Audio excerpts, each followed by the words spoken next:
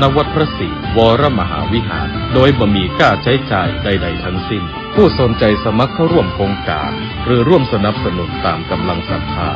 โปรดติดต่อสอบถามรายละเอียดเพิ่มเติมได้ที่นายพยุนมีทองคำโทรศัพท์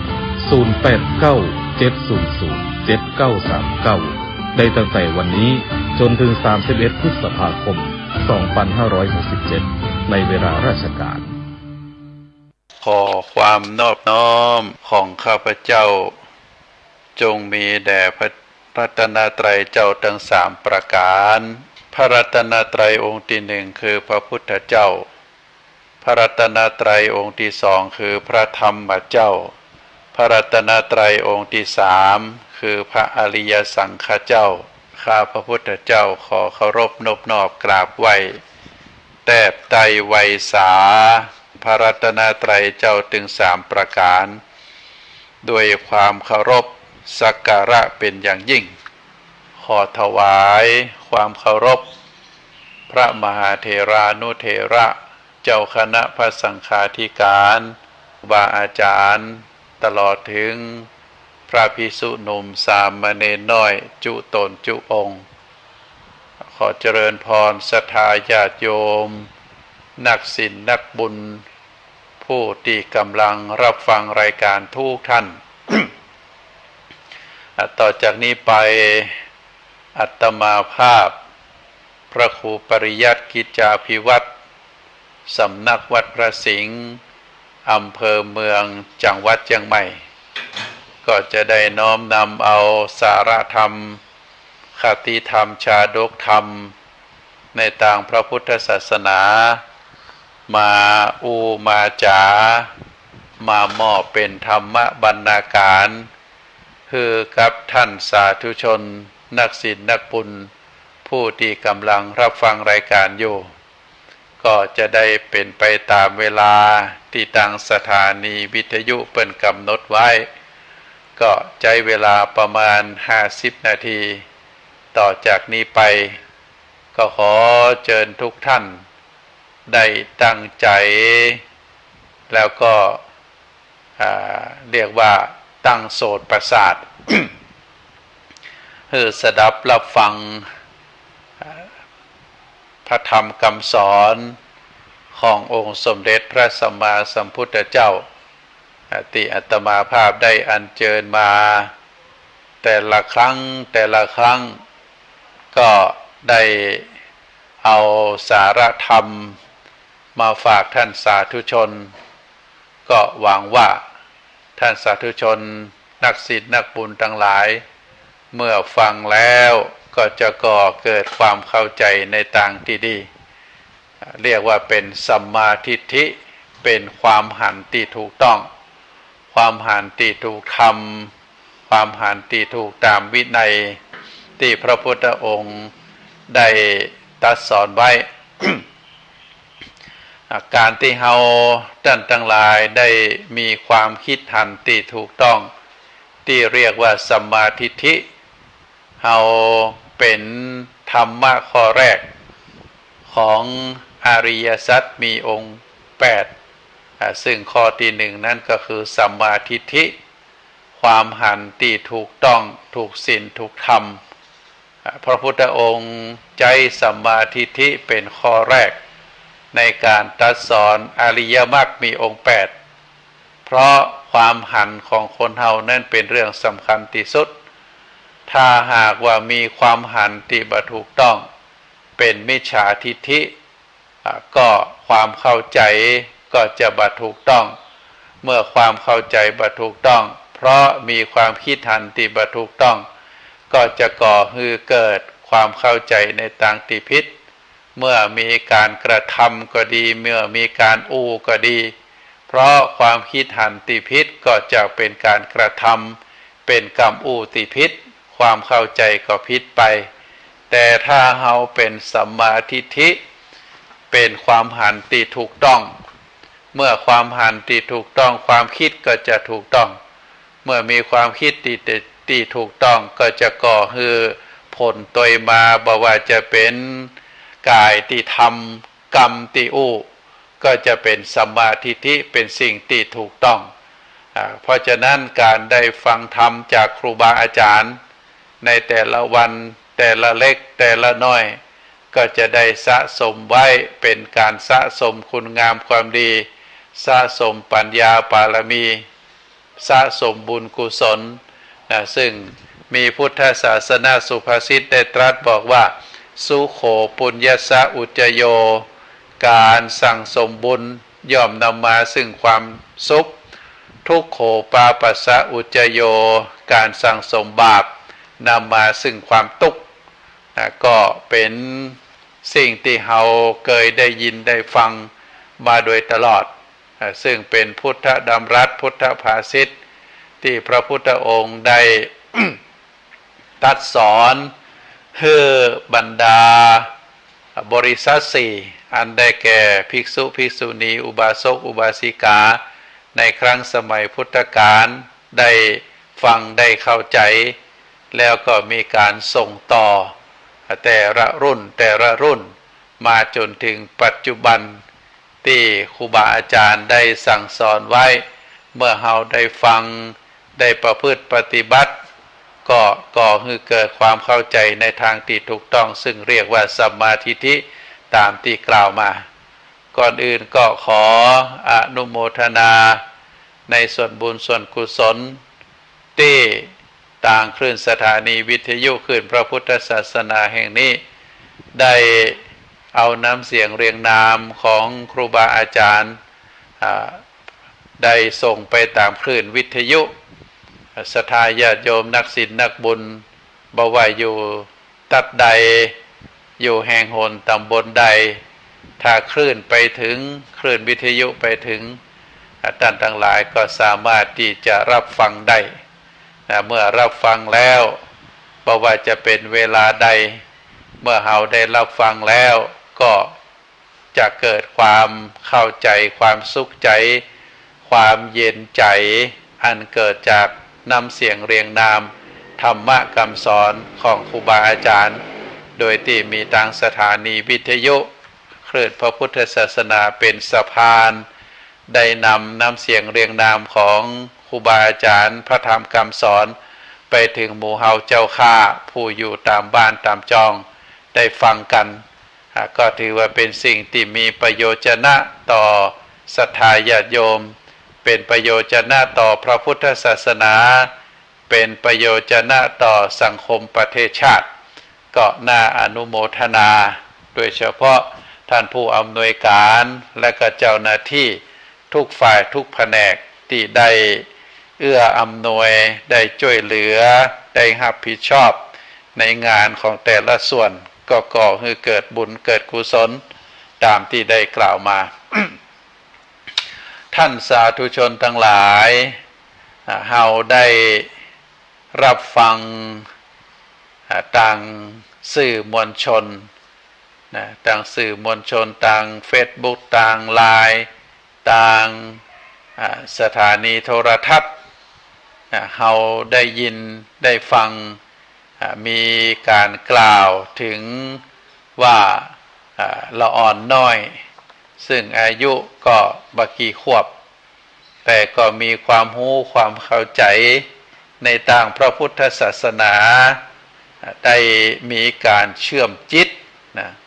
เอาจิตเชื่อมโยงของ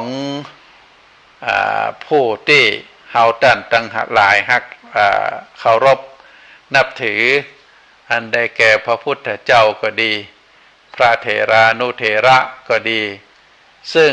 องค์สมเด็จพระสัมมาสัมพุทธเจ้าพระมหาเถระเหล่าพุทธสาวกได้ปรินิพพานเป็นเวลา2,000 กว่าปีแล้วก็ได้มีการกล่าวมายกขึ้นกล่าวมามีการสื่อไปก็ผู้ที่เป็นผู้ที่ได้มีความสามารถในการเชื่อมจิตนั้นก็ได้กล่าวว่าได้โหได้เข้าใจได้เป็นผู้ที่มีบุญมาเกิดซึ่งหลายผู้หลายคนก็ได้ไปหาได้ไปยกย่อง ได้ไปกราบได้ไปไหว้ได้ไปนอนเฮอละอ่อนคนนั้นได้ย่ำอย่างอีเป็นต้นซึ่งการที่เฮาท่านทั้งหลายได้หานข่าวเป็นลักษณะแบบนั้นแล้วก็เจริญพรศรัทธาญาติโยมว่าจะไปฟังเจื้อนะจะไปฟังเจื้อก็ต้องใจปัญญาพิจารณาให้ถี่ถ้วนก่อนสังคมไทยของเฮา สังคมไทยของเฮาก็เป็นจุดเรียกว่าเป็นจุดบอดก็ได้นะเป็นจุดบอดก็ได้พอได้ยินได้ฟังคนนั้นว่ามาคนนี้ว่ามาแต่กะเฮาก็ไปแต่กะกับเปิ้นตัวนะเพราะว่าบ่ได้พิจารณาโดยสติปัญญาอันรอบคอบเมื่อคนนั้นว่าคนนี้ว่าคนนั้นเสริมคนนี้ส่งก็เลยไปกันใหญ่นะก็ต้องใจรักนะกาลามาสูตรนะกาลามาสูตรที่พระพุทธเจ้าได้ตรัสคือกับชุมชนหมู่เจ้าบ้านกาลามะนะซึ่งก็ได้กราบทูลพระพุทธเจ้าเพราะว่าบ้านเจ้ากาลามะนี้อยู่ตีนดอยดอยนั้นเป็นภูเขาเป็นเนินดอยที่มีความเงียบสงบแล้วก็มีน้ำมีต้นไม้ร่มรื่นเป็นที่ปฏิบัติธรรมของเจ้าลัทธิทั้งหลายซึ่งก็ได้หู้ได้เข้าใจกันเมื่อคนจะไปภูเขาไปดอยไปสถานที่ปฏิบัติธรรมนั้นต้องผ่านหมู่บ้านเจ้ากาลามะเจ้ากาลามะทั้งหลายนั้นเมื่อมีเจ้าลัทธิพร้อมตั้งลูกศิษย์ลูกหาผ่านมาก็จะมาพักมากินข้าวมาพักผ่อนแล้วก็ขึ้นดอยไปหมู่ที่จำอยู่บนดอยเจ้าลัทธิทั้งหลายที่อยู่บนดอยเมื่อได้เวลาอันสมควรแล้วก็ลงจากดอยมาจะไปเข้าเมืองก่อนจะไปเข้าเมืองก็จะพักที่หมู่บ้านกาลามะนี่เช่นเดียวกันชาวบ้านกาลามะทั้งหลายเมื่อได้ฟังข้อคิดข้อหันของเจ้าลัทธิต่างๆถึงผู้ที่มีเวทมนต์ผู้ที่มีคาถาผู้ที่มีฤทธิ์ผู้ที่ได้ก่อกล่าวว่าตัวเองเป็นพระอรหันต์ก็ได้แสดงข้อคิดเห็นแนะนำพ่องได้แสดงอิทธิฤทธิ์พ่องได้กล่าวตำหนิติเตียนคนนั่นคนนี้พ่องคือเจ้ากาลามะฟังเจ้ากาลามะเมื่อฟังแล้วก็เกิดความงุนงงเกิดความบ่เข้าใจเกิดความลังเลสงสัยว่าอันนี้เป็นของแท้ก็อันนี้เป็นของเตรียมอันนี้เป็นของที่พิสูจน์ได้ก็ว่าพิสูจน์บ่ได้ก็เกิดความสงสัยนะก็จึงได้ไปทูลถามพระพุทธเจ้าซึ่งเป็นพระบรมศาสดาได้กล่าวถึงเรื่องต่างๆที่ได้ฟังมาจากเจ้าลัทธิผู้ปฏิบัติธรรมทั้งหลายก็เกิดความสงสัยพระพุทธองค์จึงได้ตรัสกาลามสูตรกาลามสูตรคือเจ้ากาลามะได้ฟังกันว่าจะไปเชื่อจะไปฟังเชื่อเตื้อจะไปฟังเชื่อเพราะว่าคนนั้นอูมาเชื่อเพราะว่าคนนั้นเป็นคนมีชื่อเสียงเชื่อเพราะว่าคนนั้นเป็นครูบาอาจารย์มีคนนับถือนักเชื่อเพราะว่าบรรพบุรุษเคยปฏิบัติมาพระพุทธองค์บอกว่าจะไปฟังเชื่อเตื้อแต่ต้องใจปัญญาพิจารณาถึงด้วยความรอบคอบแล้วถึงจะเชื่อตัดสินใจเชื่อแล้วก็จะไปฟังเชื่อมดตักเชื่อทีละน้อยพิจารณาไปเมื่อได้หันได้เข้าใจแจ่มแจ้งแล้วถึงจะเชื่อแต่ถ้าบ่ได้หันประจักษ์โดยสายตาคนนั้นว่าคนนี้ว่าแม้แต่ครูบาอาจารย์บอกก็จะไปฟังเชื่อเตื้ออันนี้เป็นข้อสาระสำคัญที่พระพุทธองค์ได้ตรัสแก่เจ้ากาลามะ ถึงเรื่องราวต่างๆอย่างเช่นเรื่องมนต์ก็เช่นเดียวกันศรัทธาญาติโยมเรามักจะได้ยินว่าท่านคนนั้นมีคาถาเก่งท่านคนนี้ดูหมอแม่นเจ้าสำนักนั้นหรืออาจารย์คนนั้นเป็นผู้ที่ทำนายไตรทักแม่นซึ่งเฮาท่านทั้งหลายก็ปากันไปด้วยความอยากจะรู้อยากจะพิสูจน์หรืออยากจะหันโดยตัวเองว่าแม่นแต่ก็ว่าบ่แม่นแต่มีคาถาแต่ก็ข้ามก็ปืนยิงเข้าก็มีดฟันถูกหนังจะขาดก็ว่าบ่ขาดต้องการจะไปหันต้องการจะพิสูจน์กันสิ่งตั้งหลายเหล่านี้ศรัทธาญาติโยมซึ่งเราเรียกว่ามนต์นะบางทีก็เป็นมนต์ขาวมนต์ดำมนต์เทาซึ่งก็ว่ากันไปนะซึ่งในปัจจุบันนี้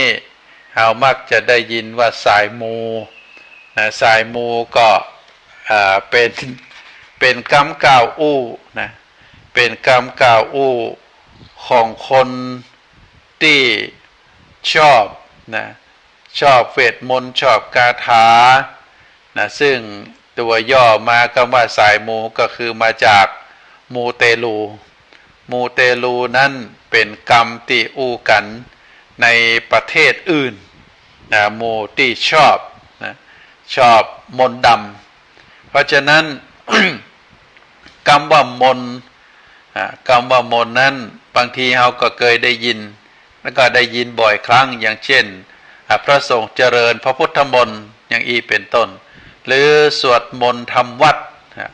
มนต์ตัวนั้นความหมายก็คือเป็นกรรมศักดิ์สิทธิ์เป็นกรรมสำหรับสวดเพื่อเป็นสิริมงคลอย่างเช่นการเจริญพระพุทธมนต์สืบชะตาอย่างอีเป็นต้นส่วนคำว่าสวดมนต์นั้นเราจะใช้คำว่าสวดพุทธมนต์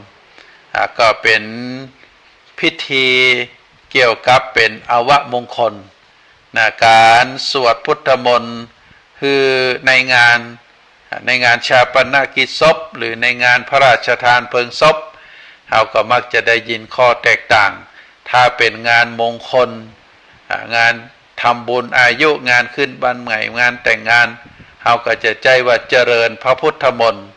หรือถ้าเป็นงานที่เกี่ยวกับเป็นอวมงคล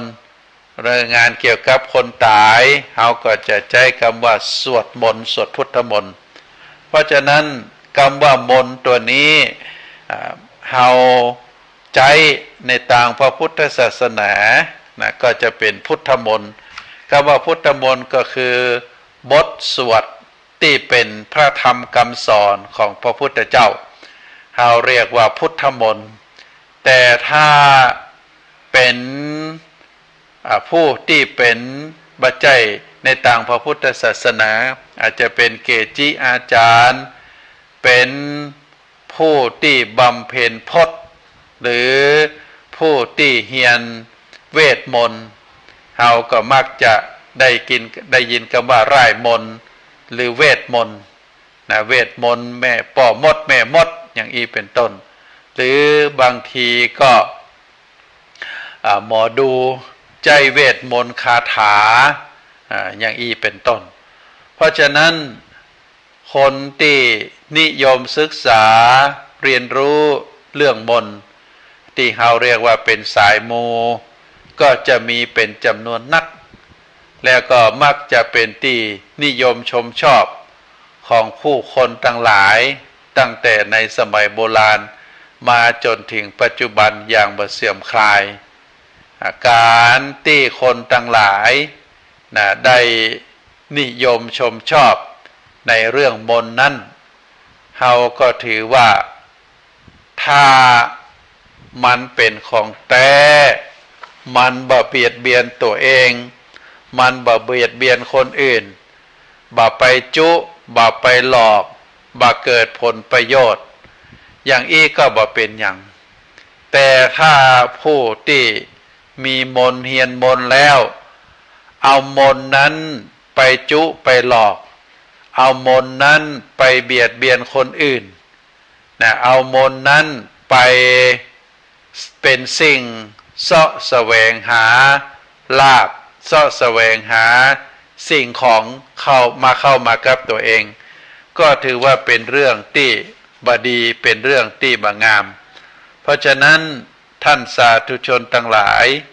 นะก็อยากจะขอได้กล่าวประวัติของพุทธสาวกรูปหนึ่งชื่อวังคีสะนะวังคีสะนี้เกิดในเมืองสาวัตถีนะเกิดในตระกูลพราหมณ์เมื่อเจริญเติบโตมาก็ได้เรียนเรียกว่าเป็นเรื่องของพราหมณ์ที่เรียกว่าไตรเพศในสมัยครั้งพุทธกาลนั้นวรรณะมีวรรณะกษัตริย์วรรณะพราหมณ์วรรณะแพทย์วรรณะสูตรแต่ละวรรณะนั้นก็จะมีเคล็ดลับคือลูกหลานวรรณะของตัวเก่าได้ศึกษาห้ำเฮียนแล้วก็กีดกันบ่ฮือผู้ที่อยู่ในวรรณะอื่นได้ศึกษาเฮียนโหวรรณะพราหมณ์มีคัมภีร์ที่เป็นที่ศึกษาแสดงความเป็นพราหมณ์ก็คือไตรเพศวังคีสะก็เหมือนเดียวกันเกิดในตระกูลพราหมณ์แล้วก็ได้รับการศึกษาจนจบไตรเพศซึ่งเป็นคัมภีร์ของความเป็นพราหมณ์แต่เมื่อ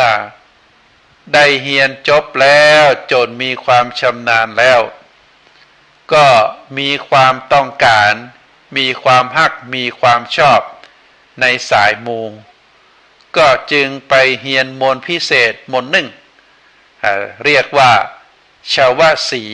สะมนนะชาวสีสะมนชาวสีสะมนนี้ผู้ที่เรียนผู้ที่เรียนจะต้องมีความชำนาญมีความฮักมีความเสียสละแล้วก็จะต้องมีการจ่ายกาเฮียนแปลงนะชาวสีสมนนั้นเป็นมนต์เครื่องพิสูจน์ศีรษะหรือกะโหลกซากศพของมนุษย์นะเรียกว่าพิสูจน์ศีรษะซากศพของมนุษย์ที่ตายไปแล้วถึง30 ปีเป็นมนต์ที่พิสูจน์ศีรษะซากศพมนุษย์ที่ตายไปแล้วตายไปวัน2 วันถึงแม้ตายไปถึง30 ปีโดยการใจนิ้วเคาะหรือดีดตีหัวของศพหรือกะโหลกกรณีศพยังบ่ได้เผาก็สามารถไปเคาะกะโหลกได้เอานิ้วไปเคาะได้ไปดีดได้หรือถ้าเผาแล้วเหลือแต่กะโหลกดูกระดูกก็สามารถที่จะเคาะจะดีดได้แล้วก็เคาะแล้วดีดแล้วผู้ที่เฮียนบนนี้ก็จะรู้ว่าเจ้าของศีรษะหรือกะโหลกนั้นตายไปแล้วไปเกิดเป็นอะหยังเกิดที่ไหนซึ่งวังคีสะพราหมณ์นั้นก็ได้เฮียนได้รู้จนเกิดความเชี่ยวชาญในมนต์นี้แล้วก็ได้อาศัยมนต์นี้เป็นเครื่องเลี้ยงชีวิตแล้วก็เริ่มมีชื่อเสียงเรื่องลือแล้วก็ได้ไปรับจ้างดีดกะโหลกบุคคลใดต้องการจะรู้ว่าผู้ที่เป็นญาติผู้ที่เป็นพ่อเป็นแม่ผู้ที่ตัวเองเคารพรักตายไปแล้วไปเกิดที่ไหนตายไปแล้วไปเกิดเป็นอะหยังก็จะไปหาวังคีสะพราหมณ์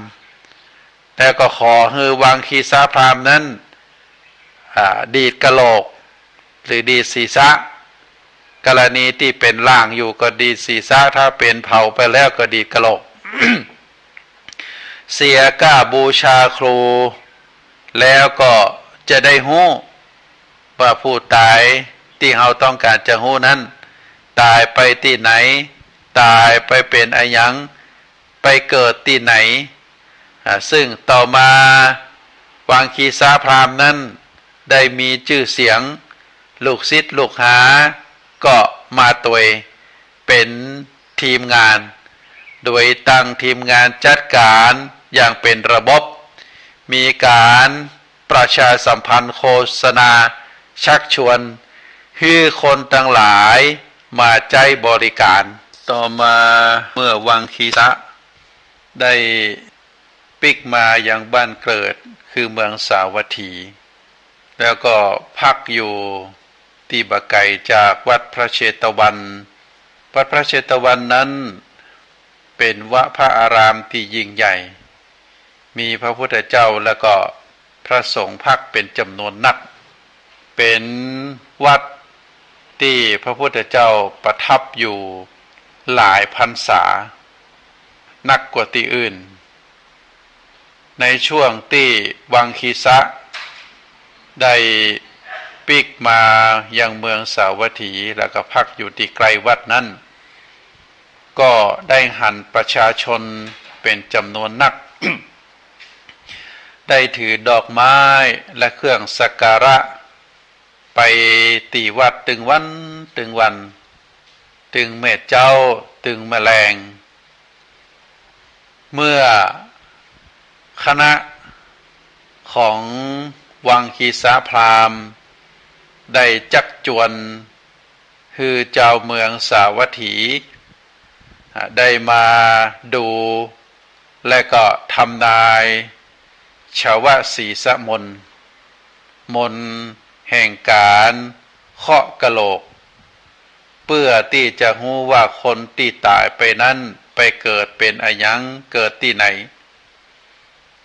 แต่ว่าเจ้าเมืองสาวัตถีนั้นก็ปฏิเสธคณะทีมงานของวังคีสาพราหมณ์พร้อมกับกล่าวว่าในโลกนี้บ่มีไผจะฮู้เท่าเทียมกับพระพุทธเจ้าของพวกเฮาปฏิเสธแม้จะได้อู้คนแล้วคนเล่าเจ้าเมืองสาวัตถีทุกคนก็บ่สนใจกลุ่มของวังคีสะพราหมณ์ก็จึงได้ติดตามไปยังวัดพระเชตวันเพื่อพิสูจน์ความสามารถว่าไผจะเหนือกว่าไผระหว่างวังคีสะพราหมณ์แล้วก็พระพุทธเจ้าเมื่อเจ้าเมืองสาวัตถีที่เป็นอุบาสกอุบาสิกาได้เข้าไปกราบทูลพระพุทธเจ้าซึ่งพระองค์ก็ทราบวัตถุประสงค์ของวังคีสาพราหมณ์พร้อมกับเจ้าโมก็จึงรับสั่งให้นำกะโหลกคนตายมา5กะโหลกะโหลกที่1เป็นกะโหลกของคนที่ตายไปแล้วไปเกิดนรกกะโหลกที่2เป็นกะโหลกคนที่ตายไปแล้วไปเกิดในสวรรค์กะโหลกที่3เป็นกะโหลกของคนที่ตายไปแล้วไปเกิดเป็นสัตว์เดรัจฉานและก็กะโหลกที่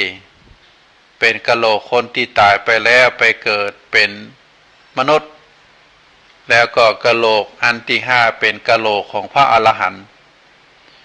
เมื่อได้กะโหลกมาครบแล้วก็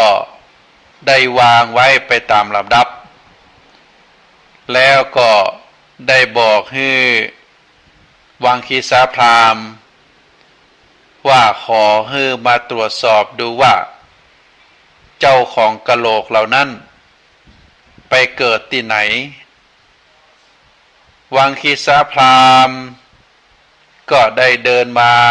ด้วยความองอาจด้วยความมั่นใจพร้อมกับทีมงานนักประชาสัมพันธ์ทั้งหลายได้มาพร้อมกับได้ ยกมือยกไม้ตบมือตบไม้พร้อมกับกล่าวว่าวันนี้อาจารย์ของตัวเองคือวังคีสาพราหมณ์นั้นก็จะได้เกิดดังแน่นอนจะทับรัชสมีของพระพุทธเจ้าวังคีสาพราหมณ์ได้เคาะกะโหลกเหล่านั้นตามลำดับและก็ได้ฮู้สถานที่เกิดของผู้ที่ตายไปเจ้าของกะโหลกตั้งแต่กะโหลกที่หนึ่งที่เกิดในนรกกะโหลกที่สอง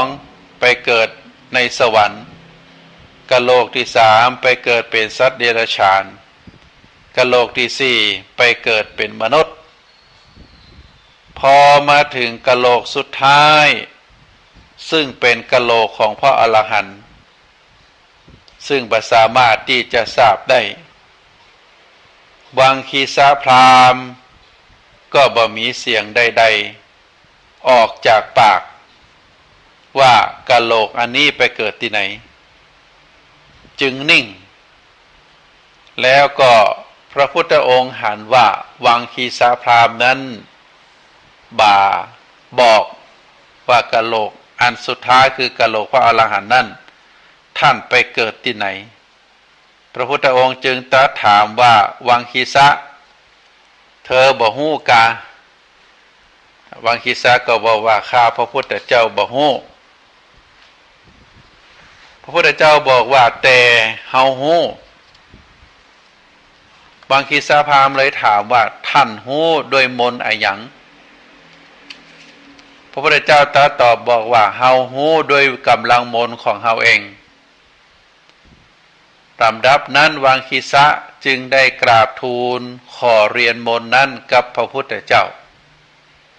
ซึ่งพระองค์ก็ทรงบอกว่า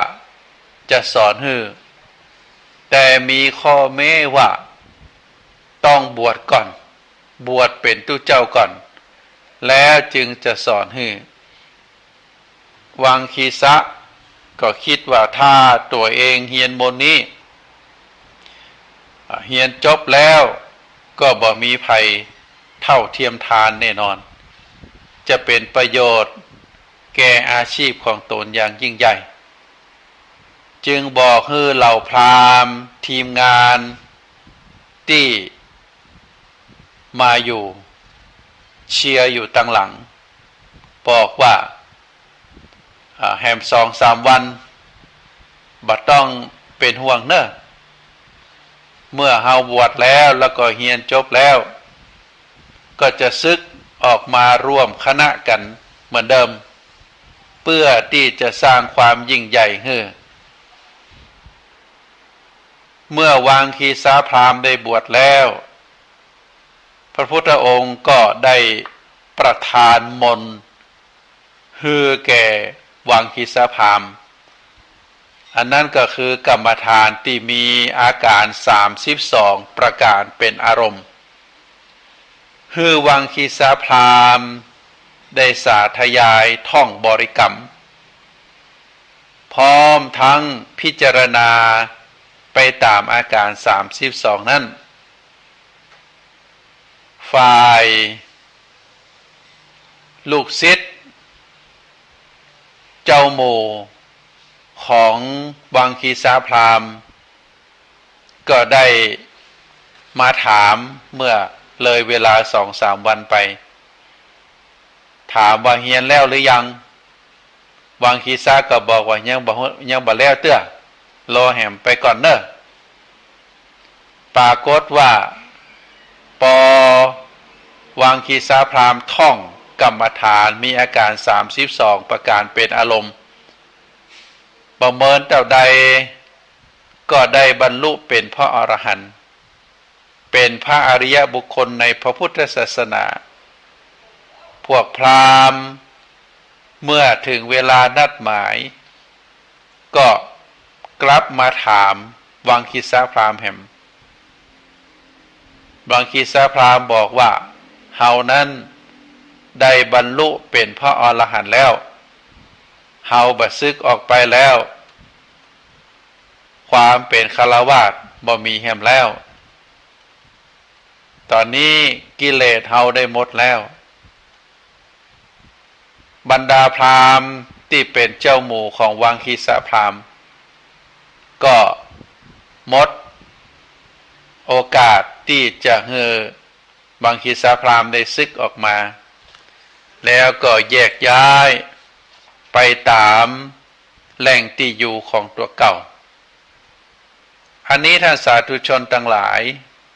เฮาจะหันว่ามนต์คือพระธรรมคำสอนของพระพุทธเจ้านั้นเป็นมนต์ขาวเป็นมนต์ที่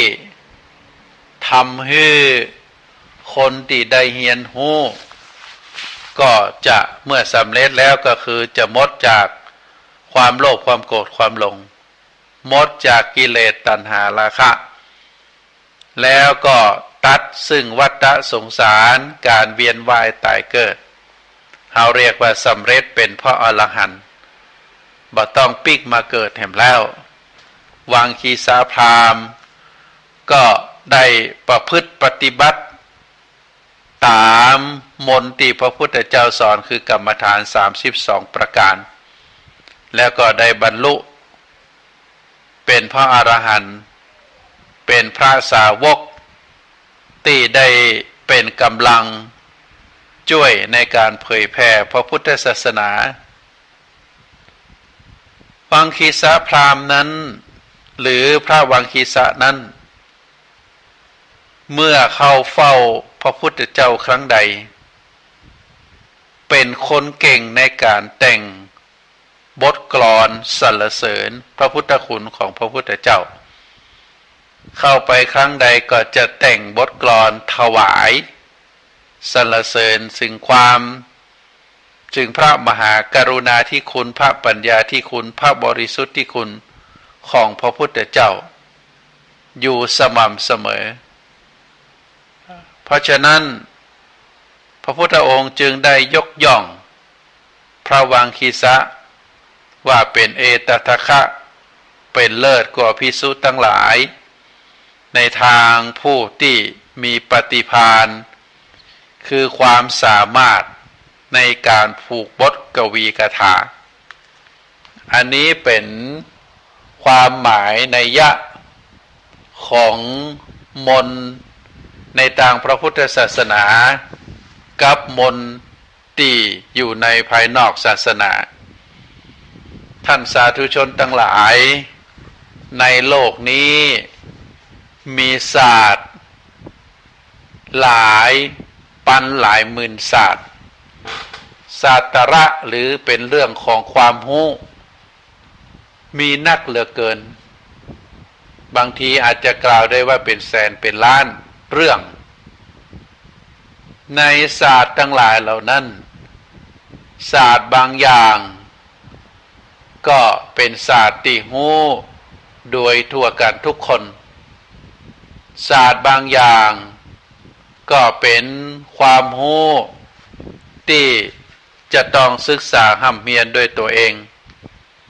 ศาสตร์บางอย่างก็อาศัยครูบาอาจารย์ถ่ายทอดต่อลูกศิษย์รุ่นต่อรุ่นบักกระจายไปยังที่อื่นๆศาสตร์บางศาสตร์เป็นความรู้เฉพาะถิ่นศาสตร์บางศาสตร์เป็นความรู้ความเข้าใจความสามารถเฉพาะตัวมนต์ก็เช่นเดียวกันการเป่าเสกคาถาการวิเคราะห์การสังเคราะห์การศึกษาตัวเลขรู้ตัวเลขเป็นความรู้ที่เกี่ยวข้องกับการทำนายทายทักก็จะต้องอาศัยทักษะอาศัยความรู้อาศัยการท่องจำซึ่งในปัจจุบันนี้เฮาก็หันมีหลายๆผู้หลายๆคนหลายๆรูป ที่มีลูกศิษย์ลูกหาขึ้นเป็นจำนวนนักแล้วก็การที่ลูกศิษย์ลูกหาจึงตึงชาวไทยชาวต่างประเทศเข้ามาหาเข้ามากราบเข้ามาไหว้เข้ามาขอความช่วยเหลือก็มีครูบาอาจารย์ที่เปิ่นได้เฮียนมนต์มาก็ได้ใจมนต์นั้นตักจิตดักใจทำนายไทยทักก็ปรากฏว่าคนทั้งหลายเหล่านั้นกลับไปบ้านโดยความยิ้มแย้มแจ่มใสโดยความเชื่อพลังแห่งศรัทธาก็ได้ประพฤติปฏิบัติตามคำบอกของครูบาอาจารย์โหราศาสตร์ทั้งหลายเหล่านั้นบางคนก็ประสบผลสำเร็จบางคนก็ผิดหวังเพราะฉะนั้นก็ความแน่นอนที่สุดก็คือความบ่แน่นอนการได้ยินได้ฟังเรื่องใดเรื่องหนึ่งอาจจะเป็นเรื่องของเฮาหรือเป็นเรื่องของคนใกล้ชิดหรือเป็นเรื่องเกี่ยวกับอนาคตเมื่อได้ถูกทำนายทายทักตามมนต์ที่เปิ่นเจ้าของนั้นได้เฮียนมาถ้ามันตรงตามความเป็นจริงก็จะมีความยิ้มแย้มแจ่มใสแล้วก็มีความชื่นชมมีความเคารพศรัทธาต่อท่านผู้นั้นผู้ที่ทำนายทายทักแต่ถ้าว่าการทำนายทายทักปรากฏว่าบ่เข้าใกล้ไปแหมติดต่างหนึ่งเป็นสิ่งที่ตรงกันข้ามก็ทำให้บุคคลผู้นั้นก็บังเกิดความเริ่มใส่ศรัทธา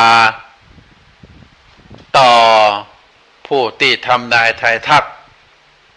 แล้วก็ยังไปบอกไปกล่าวคนอื่นว่าท่านคนนี้บ่มีซักบ่มีสีบ่มีความรู้บ่ใจของแท้สู้ท่านนั้นเป็นมืออาชีพเป็นของแท้อย่างอีก็มีก็เฮาท่านทั้งหลายในฐานะที่เกิดมาพระพุทธศาสนาเกิดมาหลักคำสอนของพระพุทธเจ้าได้ศึกษาห่ำเฮียนพระธรรมคำสอนมาเป็นเวลานานพอสมควรโหสิ่งใดควรสิ่งใดบ่ควรสิ่งใดเป็นประโยชน์สิ่งใดบ่เป็นประโยชน์สิ่งใดเป็นคุณสิ่งใดเป็นโทษเพราะฉะนั้นก็คือระมัดระวังการจะเฮียนเรื่องใดถ้าเป็นคุณเป็นประโยชน์ต่อตัวเองต่อคนอื่นแล้วก็เป็นสิ่งที่บริสุทธิ์เป็นสิ่งที่สามารถพิสูจน์ได้เฮาก็ศึกษาห้ำเฮียนเพื่อใจประโยชนะต่อตัวเองและก็ต่อคนอื่นจะก่อให้เกิดประโยชน์ต่อคนอื่นตัวอันนี้เรียกว่าเป็นผู้ที่มีศีลมีธรรมได้ประโยชน์ถึงสองฝ่ายคือฝ่ายตัวเองตัวแล้วก็ฝ่ายคนอื่นตัวแต่ถ้าบุคคลผู้ใดได้ไปศึกษาเฮียนหูมนต์ใดมนต์หนึ่งเมื่อมีความรู้แล้วดูแล้ว